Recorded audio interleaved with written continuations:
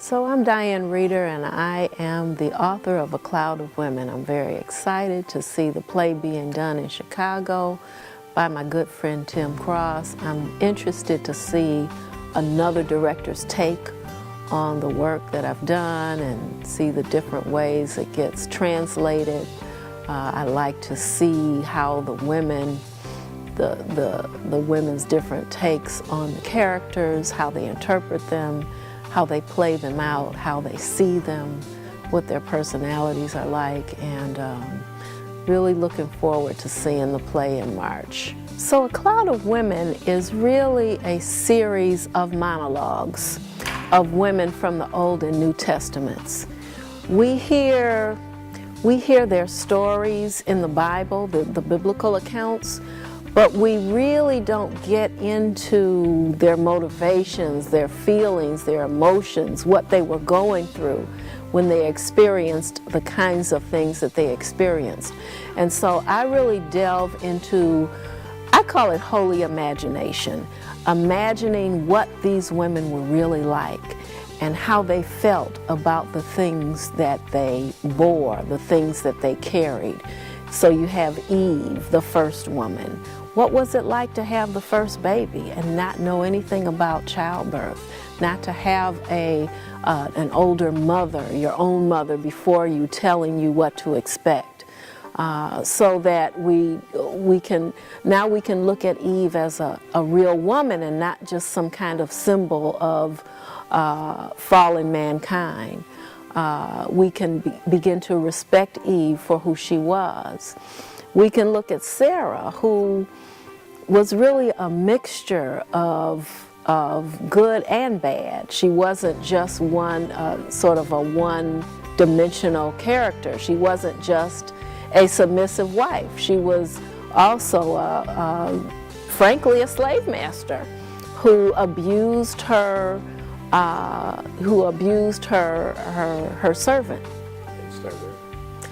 So I find these women incredibly interesting.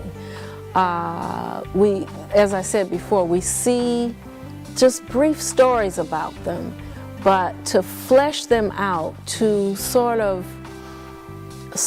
exist in their skin and imagine what it was like to be them at that time in history is just really intriguing to me. And so just writing about these characters, thinking about who they were, I think is the important thing to know about this play, that it fleshes them out and it relates them to women today, because as the Bible itself says, everything new is old and everything old is new. There's nothing new under the sun, and the same stories that the women experienced in those biblical days, from childbirth to male chauvinism to rape to having to juggle being a mother and a businesswoman, all of those things we saw women in the Old and New Testaments experience. I really would have to go back to some years ago when my late pastor's wife, Sister Mary White, asked me to speak at a Mother's Day event. And she said, "Diane, just talk about the roles of women." And I started to do that research.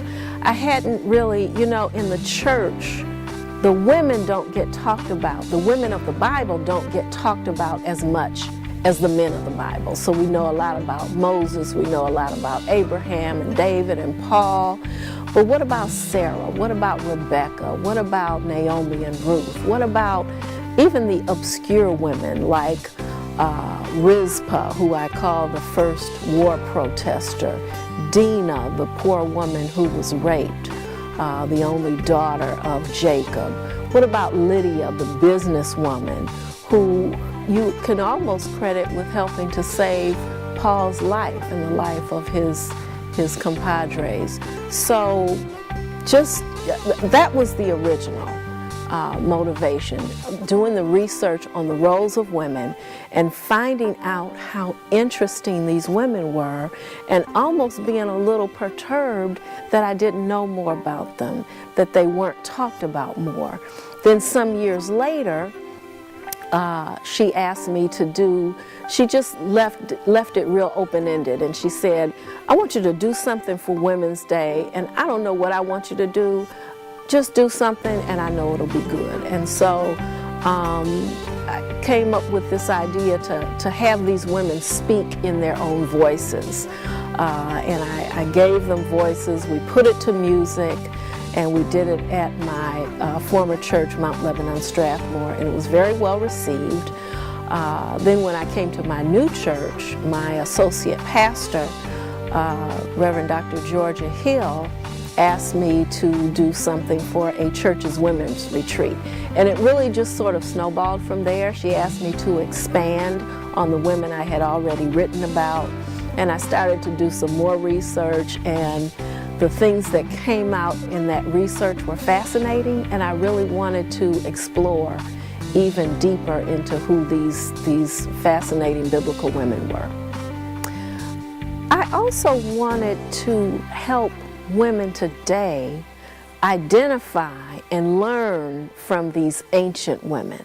They have lessons to teach us that I think are very, very important. And I wanted to bring out some of those lessons, not in a hit you over the head kind of way, but in a way that helps us to identify and to understand that the problems and struggles that we face as women today are not new struggles, but there are women who've been through those struggles and who've been able to overcome. And I think that's a really important message for us today. So, why are these women's stories important?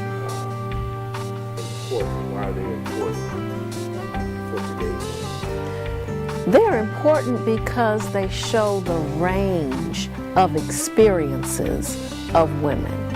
So, as I said, there's no monolithic woman. There are strong women, there are weak women, there are good women, there are evil women. There are women who have had to overcome obstacles. There are brave women. There are women who had to teach their children important lessons. I think about Mary. We look at Mary as the humble servant of the Lord who agreed to have this child, Jesus. But think of the courage it took for Mary to do that, knowing she was going to be seen possibly as a single, unwed mother. Think of what the penalty was for that in those days, which was stoning.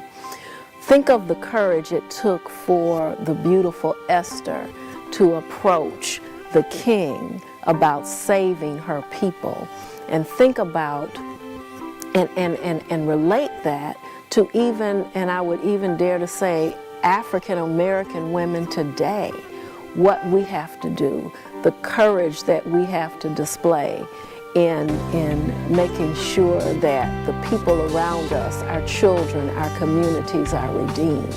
It takes a lot of courage to do that, and I think we can draw from the courageous stories of these biblical women. So the character, I think I'd rather answer that by saying the character I most identify with, and that character is actually Sarah. Because Sarah is a woman who experienced incredible heartbreak, who made incredible mistakes, who also did some very courageous things in traveling with her husband to the unknown. But after everything she'd been through, she could honestly say, and this is again this holy imagination, she could say, I can smile about it now. I can look back on everything that I experienced, and as an older woman, I can see that experience through God's eyes, see how God brought me through all of those things, and I can smile. And I take great courage and great encouragement from that, because I too have been through many things, the death of a husband and the challenges of raising my children as a single mother. And now I can look back and see God's hand in everything that happened, and can honestly say I can smile about my life. And to be able to say that, and I'm not exactly at the end of my life now, I hope, but to be able to say that I can smile on the past. You know, the book of Proverbs talks about the virtuous woman who smiles at the future, but I think it's equally important to be able to smile on your past, not because everything that happened was good, but because you can see God's hand in it. And I think we can take that lesson from Sarah. I want them to have a completely new perspective on these women of the Bible that they've heard about so many times that their memories are numb. I want them to think more deeply about the biblical stories, and then I want them to explore those stories for themselves and pull their own lessons. These are lessons that I've been able to pull, but the Bible's an infinite book. And so to the extent that I can get people thinking about the biblical stories and how that relates to their individual relationships to God and to other people, that's what I'd like to see happen. The other thing I think that is really significant is the idea that women are important to the fabric of our Judeo-Christian history, that we were not appendages, we were not afterthoughts, that God especially chose women to do important things to advance His kingdom and to move it forward. And so to the extent that women in the church can understand that we are important to God's story, I think that would be significant too.